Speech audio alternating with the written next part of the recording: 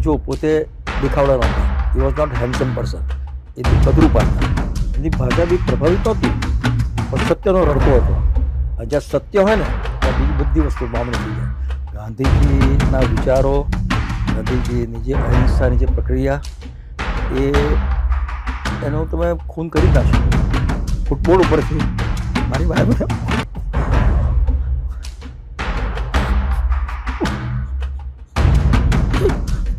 ઓછો કરી અહિંસાના દૂતને શાંત પ્રકૃતિમાં મેં જોયા હતા. એ ફ્રેમ મારા મગજમાં કંડારાઈ ગઈ છે. મને ઘણા કહે છે તમે તો કોઈ તૂટી જશે, તો મરી જશું. ગાંધીજીવાળા ગોળી વાગી હોય, નેલ્સન મંડેલાને ગોળી વાગી હોય, માર્ટિન લ્યુથર કિંગને વાગી હોય, અબ્રાહમ લિંકન આવે તો ધીરુમુસનો હું ક્લાસ યાર, મારી નાખજો એક દિવસ, મરી જશે. वो सुबह जरूर आएगी और वो सुबह हमेशा आएगी. નમસ્કાર, આપ જોઈ રહ્યા છો યુટીસી ન્યૂઝ. દેશના રાષ્ટ્રપિતા મહાત્મા ગાંધીનો આજે નિર્વાણ દિવસ. આજના જ દિવસે ગાંધીજીને ગોળી મારીને તેની હત્યા કરી દેવામાં આવી હતી. પરંતુ આજે આ ગાંધીજીને ગોળી મારવાની ઘટનાને આજે 77 વર્ષ થઈ ગયા. પરંતુ આજે આપણે એવું કહી શકીએ છીએ કે ગોળીથી ગાંધી નથી મરતા. આજે પણ ગાંધી જીવિત છે, આપણી વચ્ચે છે. અને આપણે વાતે ને વાતે જ્યારે કોઈ આંદોલન કરવાનું હોય કે કોઈને આપણે કશું ડિમાન્ડ કરવાની હોય ત્યારે આપણે ગાંધી વર્ડ આપણી સામે આવી જાય છે. ગાંધીને મહાત્મા પણ કહેવામાં આવે છે. અને આજે ગાંધીજીને માત્ર હિન્દુસ્તાન નહીં પરંતુ સમગ્ર વિશ્વ એ વ્યક્તિત્વને માને છે. આજે ગાંધી નિર્વાણ દિવસ પર આપણે ગાંધીજી વિશે ચર્ચા કરીશું. આપણી સાથે ખાસ મહેમાન છે ધીરુ મિસ્ત્રી, જેઓ ગાંધીજીના 3 પેઢીઓને મળી ચૂક્યા છે. ગાંધીજીને પણ તેઓ મળી ચૂક્યા છે અને ગાંધીજીના પુત્ર અને તેના પૌત્રને પણ મળી ચૂક્યા છે. ધીરુભાઈ પાસે ગાંધીજીને લગતી યાદો અને આજે ગોળીથી ગાંધી કેમ નથી મર્યા એના પર પણ આપણે ચર્ચા કરીશું. ધીરુભાઈ, આપનું સ્વાગત છે. આજે ગાંધી નિર્વાણ દિવસ, એક એવી શખ્સિયત જેને વિશ્વ નમન કરે છે, પણ આજે આપણો મુદ્દો છે કે ગોળીથી ગાંધી નથી મરતા. શું કહેશો? ગાંધીજીના વિચારો, ગાંધીજીની જે અહિંસાની જે પ્રક્રિયા, એનો તમે ખૂન કરી જ ના શકો. અને ગાંધીજીનું ખૂન તો શબ્દો નહીં વાપરવું, ગાંધીજી હત્યાથી એ પણ નહીં. ગાંધીજીના વિચારો તમે નહીં મારી શકો ભાઈ. ગાંધીજીને યાદ કરીને મને તો હજુ રડવું એટલા માટે આવે છે કે 1942માં ગાંધીજીનો ડબ્બો વડોદરા સ્ટેશન પર આવ્યો હતો. મારી બા ગાંધીયન હતા અને અમારા સયાજીન સેવા સમાજ સયાજીનમાં હતું. બધા કહ્યું ગાંધીજી આવ્યા છે, ગાંધીજી આવ્યા છે. તો મારી બા કે ચાલ ધીરું તને ગાંધીજી દેખાડું. મારી ઉંમર 4 વર્ષની, 1943ની વાત છે. એટલે મારું ઘર સયાજીમાં, તમે ચાલતા ચાલતા સ્ટેશન 2-3 મિનિટનો રસ્તો. તો ગાંધીજીનો ડબ્બો સાઈડ પર હતો, કારણ શન્ટિંગનો પીરિયડ હતો, બીજી બધી ટ્રેનોને જવા દેવું પડે. એટલે ફૂટબોલ ઉપરથી મારી વાઈફ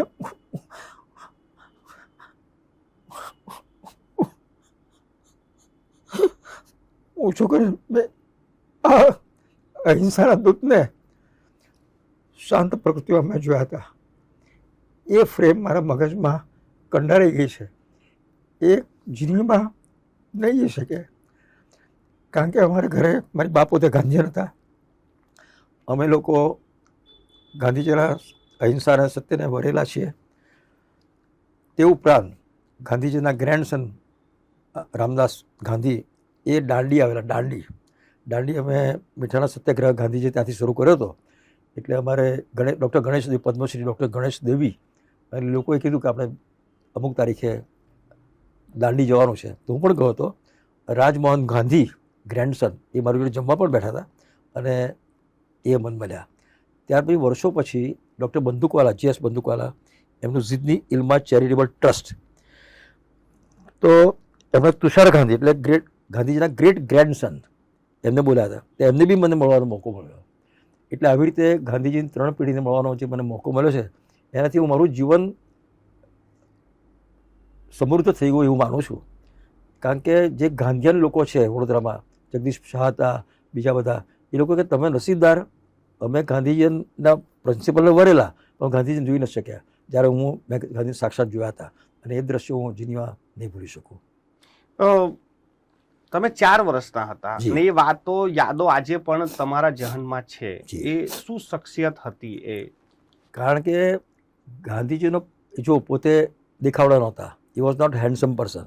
એ કદરૂપા હતા. એમની ભાષા બી પ્રભાવિત નહોતી પણ સત્યનો રણકો હતો. અને જ્યાં સત્ય હોય ને ત્યાં બીજી બધી વસ્તુ મામણી થઈ જાય. ગાંધીજી દેખાડો હતા, તમે જાણો છો એનો ફેસ, કોઈ બી ફોટોગ્રાફ એનો. Nehru was handsome person, Subhashchandra Bose was handsome person, બધા રૂપાળા હતા. કવિ રવિન્દ્રનાથ ટાગોર, ગાંધી રૂપાળા નહોતા. અરે સરે બદલે શું બોલતા હતા, ઇસીલિए મેં કહેતા હું, ભાષા બી બરાબર હતી પણ સત્ય હતું. સત્ય એટલું જોરદાર વસ્તુ હશે કે જે કોઈને પણ પ્રભાવિત કરી શકે, અને એ ગાંધીજીમાં હતું. અને એ ગાંધીજીને જોવાનો મને જે મોકો મળ્યો એની લીધે હું મારી જાતને બહુ ધન્યતા અનુભવું છું. ધીરુભાઈ મિસ્ત્રી, જે રીતે આપણે ગાંધીની વાત કરી રહ્યા છીએ, પણ દેશમાં એક વર્ગ એવો પણ છે અને તે સમય પણ હતો જે ગાંધીના વિરોધમાં હતો. તો એ સમયે જે ગાંધીનો વિરોધ હતો એ કયા પ્રકારનો હતો, અને આજે જે ગાંધીના વિરોધીઓ પણ છે જે ગાંધીની વિચારધારા નથી માનતા, એ કઈ પ્રકારના છે? બંને એમાં એવું છે કે હંમેશા જે તે સમયે જે માઇનોરિટી હોય ને, જે વંચિત હોય, એના અધિકાર માટે લોકો લડતા હોય છે અને એ અધિકારોને સ્થાન આપવું એ સરકારની એક ફરજ હોય છે. હવે તે જમાનામાં કદાચ ગાંધીજીએ અથવા નહેરુએ મુસ્લિમો પ્રત્યે થોડો ભાવ રાખ્યો હશે.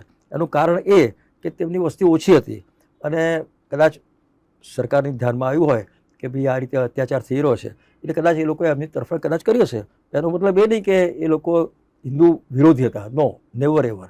ગાંધીજી મને તો મનુષ્ય, હ્યુમન બિંગ, એની હ્યુમન બિંગ, એ દલિત હોય, વાણિયા હોય, બ્રાહ્મણ હોય, ક્રિશ્ચન હોય, પારસી હોય, એની હોય, એમને તો દેશનો નાગરિક એ પ્રથમ સ્થાન આવે અને પછી બીજા બધા. એટલે જે આ વાયકા જે છે, કારણ કે ગાંધીજીનું જેણે હત્યા કરી એક એવા વર્ગમાંથી આવે છે કે જેને અમુક કોમ્યુનિટી પ્રત્યે સાઈડ થોડી નફરત હોઈ શકે, અને એ ધ્યાનમાં લઈને કદાચ એમની હત્યા થઈ હશે. પણ અત્યારેથી તમે સત્યને છુપાવી નહીં શકો. તમે બીજા 10 ગાંધી મારશો ને તો ગાંધીજી જે અહિંસાનો જે પ્રિન્સિપલ છે, ગાંધીજી સત્યના પ્રયોગો છે, એને તમે કોઈ કદાપી એ નહીં કરી શકો. ઇટ ઇઝ શાશ્વત છે, યુનિવર્સલ જેને કહેવાય ને, એવું છે. તો આ જે આજના સમયમાં પણ ગાંધીના હત્યારાઓને પણ લોકો યાદ કરે છે અને ઘણા વર્ગ એવા પણ છે જે એવું કહે છે કે બરાબર હતું. બરાબર. તો ત્યારે કેવું લાગે? બહુ દુઃખ થાય છે, બહુ દુઃખ થાય છે. એક મેં વિડીયો જોયેલો, ગાંધીજીનો કોઈ ફોટોગ્રાફ છે અને બંદૂક મારે છે અને અંદરથી પેલું લોહી નીકળે છે. એટલે it was a made video. પણ કહેવાનો મતલબ શું છે કે ભાઈ ગાંધીજી તારું શું બગાડ્યું હતું? ગાંધીજી કોઈનું બગાડ્યું હતું? તમે વિચાર કરો, એક બેરિસ્ટર જેના પિતાશ્રી દિવાન હતા, કોઈ સ્ટેટના, પોરબંદરના કે બીજા કોઈ સ્ટેટ દિવાન હતા, અને રંગે ચંગે બધું ચાલતું હતું, એને આ પોતરી પહેરવાની શી જરૂર દેશ માટે? તમે નહેરુને જુઓ. હું તો નહેરુને મળ્યો છું, એમની જોડે મારો ફોટોગ્રાફ પણ છે. એકનો એક દીકરો, બેરિસ્ટર, રૂપાળો, એનો આનંદ ભવન બંગલો ખરો ને, એમાં 4 દરવાજા છે, ચારેય દરવાજે ગાડીઓ, એટલો પૈસાદાર માણસ, એને 10 વર્ષ જેલમાં રહેવાની શી જરૂર ભાઈ? જેલમાં રહો તમે. એક દિવસ, હું પ્રેક્ષકોને કહેવા માગું છું કે એક દિવસ ખાલી પોલીસ ડિટેન કરે ને, એ બી તમને અઘરાશ પડશે. It's very difficult. મને પોલીસે 8 વખત પકડ્યો છે, ડિટેન કર્યો છે, પણ મને ખબર છે વોટ ઇઝ પોલીસ જે પકડે છે ને અને જે સહન કરવું પડે છે ને, એ પેલો જ જાણે. લાઠીઓ ખાધી, જેલમાં ગયા. નહેરુ 10 વર્ષ જેલમાં રહો ભાઈ. એક દિવસ તમે જેલમાં જાઓ તો ખબર પડશે. ચાલો, પોતાના માટે નો, દેશ માટે. અને તમે એને પછી ગાળો આપો, આ કરો તે કરો, not fair, not good thing. સાહેબ, ગાંધીના વિરોધી ને ગાંધીના સમર્થકની વચ્ચે વડાપ્રધાન નરેન્દ્ર મોદી એક એવું વ્યક્તિત્વ છે કે એ જે સંગઠનથી આવ્યા છે અને જે સંગઠનથી તૈયાર થયા છે, એમની પર આરોપ લાગે છે કે ગાંધીના વિરોધીઓ છે, કે ગાંધીના હત્યારાઓના સમર્થક છે. પરંતુ મોદીજી પહેલી વખત સંસદ ગયા, ગાંધીજીને ચરણ સ્પર્શ કર્યા. એ વિદેશ જાય છે તો ગાંધીજીને માને છે. નરેન્દ્ર મોદી આ કઈ રીતે બેલેન્સ કરી રહ્યા છે? હા, એમણે જોયું, આ તો મારો પર્સનલ ઓપિનિયન છે, કે એમણે જોયું કે સમાજનો એક વર્ગ કદાચ વિચારસરણીને લીધે ગાંધીજીને અપમાનિત કરે કે ગાંધીજીને ટીકા કરે, પણ નરેન્દ્ર મોદી જોયું કે આ તો વિશ્વવ્યાપી ઇન્સાન છે, વિશ્વ વંદનીય ઇન્સાન છે, વિશ્વના દરેક દેશમાં એનું સ્ટેચ્યુ છે. એટલે કદાચ એ જે ભૂલનું પ્રાયશ્ચિત રૂપે પણ કદાચ નરેન્દ્ર મોદી કરતા હશે, પણ એવું છે ભાઈ કે જે સંસ્કાર ગળથુથીમાંથી મળ્યા હોય ને એ નીકળતા વાર લાગે. ઇટ્સ વેરી ડિફિકલ્ટ ટુ, તમે એવું એક ઇંગ્લિશમાં કહેવત છે, you can break the law, you cannot break the convention. તમે કાયદો તોડી શકો, હું રોંગ સાઈડ જઈ શકું, બહુ તો 10 રૂપિયા 50 રૂપિયા દંડ કરે, પણ કન્વેન્શન તોડવું એ બહુ અઘરું છે. પરંપરા તોડવી બહુ અઘરી છે ભાઈ. It's very very difficult. પરંપરા તોડો એટલે તમે કેટલાના શિકાર બની જાઓ. અમારે કેટલા 5 વિચારસરણી ધરાવતા અમારા જેવી, એ 5 મને મારી નાખ્યા. નરેન્દ્ર દાભોલકરને મારી નાખ્યા, પાનસરેને મારી નાખ્યા, કુલબર્ગીને મારી નાખ્યા, કૌરી લંકેશને મારી નાખ્યા. C if you go against, અમે ઘણીવાર આ જાગૃતિ માટે કામ કરીએ છીએ કે ભાઈ અંધશ્રદ્ધામાં ના ડૂબો. શ્રદ્ધા એક વસ્તુ છે, અંધશ્રદ્ધા ના રાખો કે ભાઈ આવું થાય તેવું. નો, ડોન્ટ બિલીવ ધીસ થિંગ. આજે આ કુંભ મેળામાં લોકો શ્રદ્ધાથી ગયા હતા, 50 માણસ મરી ગયા, કેટલાક બીમાર પડ્યા છે, એનો તો આંકડો જો આવતો નથી. પણ કહેવાનો મતલબ શું છે, ધીસ વાયલન્સ, હિંસા, જૂઠ is not good for healthy society of a country. આપણો દેશ તો કેવો સત્યને વરેલો દેશ છે, સત્યનિષ્ઠ છે, અહિંસા પ્રેમી છે. એવા એ કરો તો સમાજ સુદૃઢ રહેશે, સમાજ તંદુરસ્ત રહેશે. અને આ માનવીય જીવન કુદરતે આપ્યું તમને, એન્જોય કરો, ભાઈચારાથી રહો, પ્રેમથી રહો, અહિંસાથી રહો. That is what Gandhiji had said. That is what Vinoba Bhave also said. That is Kavirendra Tagore also said. That is what Vivekananda also said. આ બધા મહાન પુરુષો આવું જ કહી ગયા છે, પ્રેમ, શાંતિ અને અહિંસા. એનાથી સમાજ સુદૃઢ બને. હિંસાથી એવું કહેવાય છે કે eye for an eye will make the world blind. તમારી આંખ ફોડે, હું તમારી આંખ ફોડે, તમે આની ફોડે, તો આ દુનિયા બાંધણી થઈ જશે.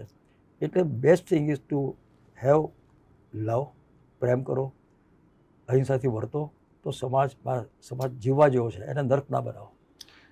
તમારા તો માતાજી જ ગાંધીયન હતા, જી. તમારા પરિવારમાં પહેલેથી જ ગાંધીજીના વિચારો પ્રકટ થયા. કેટલો બદલાવ આવે જીવનમાં જો ગાંધીના વિચારોને ગ્રહણ કરે તો? ગાંધીજીના ગાંધીના વિચારો ગ્રહણ થાય તમારે સહન કરવું પડે. પણ ગાંધીજી જેવાને ગોળી વાગે ધીરુ મિશ્રને શું ક્લાસ યાર, એ મરી જશે એક દિવસ. પણ એનાથી શાશ્વત સત્યને તમે નકારી નહીં શકો. મને ઘણા કહે છે તમને કોઈ ઠોકી દેશે, બોલા મરી જશું. ગાંધીજી જેવાને ગોળી વાગી હોય, નેલ્સન મંડેલાને ગોળી વાગી હોય, માર્ટિન લ્યુથર કિંગને વાગી હોય, અબ્રાહમ લિંકન હોય, તો ધીરુ મિશ્ર શું ક્લાસ યાર, મારી નાખજો એક દિવસ, મરી જશું. મારે કંઈ સ્વર બોર જોતું નથી. બસ છેલ્લો સવાલ સાહેબ કે આટલું તમે જે લોકોના નામો લીધા, એ લોકોને જે ગોળી માર દેવા છે, જે અહિંસાના પૂજારી છે, જીવનભર અહિંસાની વાત કરીને હિંસાથી જ એની મોત થઈ, તો આટલા વર્ષો બાદ પણ શું સમાજને હજી પણ એવો અંદેશો આવે છે કે ગોળીથી કોઈ મરતું નથી? સમાજને સુધરતા રાતોરાત સમાજ સુધરે નહીં, એને વર્ષો કે સૈકાઓ બી લાગી જાય. Society is not change overnight, it takes years together. You know, દાખલા તરીકે પૃથ્વી સપાટ છે એવું બધા આખી દુનિયા માનતી હતી. એક ભાઈ પૃથ્વી ગોળ છે તો બધા ધાર્મિક નેતાઓ એને ટોર્ચર કર્યું, આ છે તે છે. પણ સત્ય શું છે, દુનિયા ગોળ છે, સપાટ નથી. એટલે સત્યને આવતા વાર બહુ થાય. It takes years, centuries too, but a day will come. I am positive. वो सुबह ज़रूर आएगी और वो सुबह हमेशा आएगी. આપણાથી આવશે. ખૂબ ખૂબ આભાર અમારી સાથે ચર્ચા કરવા માટે. આ હતા ધીરુ મિસ્ત્રી, જેઓ કહી રહ્યા છે કે એક સવાર જરૂર આવશે અને એ અમારાથી જ આવશે. એટલે શરૂઆત આપણે જ કરવી જોઈએ. રાષ્ટ્રપિતા મહાત્મા ગાંધી વિશે સમાજમાં જે પણ કોઈ નેગેટિવ વાતો છે, આ વાતો માત્ર વોટ્સઅપ યુનિવર્સિટીથી આવે છે. તમે ગાંધીજીને જાણવું હોય તો ગાંધીજીને વાંચો, અને ગાંધીજીને જો ના વાંચવું હોય તો દેશના અન્ય મહાપુરુષોને ગાંધીજી વિશે તેઓ શું કહે છે તે વાંચો. એટલે તમે જો ગાંધીજીને ના માનતા હોય તો અન્ય મહાપુરુષોને તો તમે માનતા જ હશો, એમને વાંચો, એમને ગાંધીજી વિશે શું કીધું છે. આજે ગાંધીજીની સામે જ્યારે વિશ્વ નતમસ્તક છે, ત્યારે આજે ગાંધી નિર્વાણ દિવસ પર અમે ફરી એક જ વાત કહી રહ્યા છે કે આ દેશમાં ને આ દુનિયામાં સત્ય અને અહિંસા ચાલશે. તમે ગોળી મારશો, એ વ્યક્તિનું શરીર મરશે, એના વિચારો જીવિત રહેશે. એટલે કોઈ પણ વ્યક્તિને જો દબાવો હોય, એને પતાવી દેવો હોય તો એ પતે નહીં, એના વિચારો અમર જ હોય છે.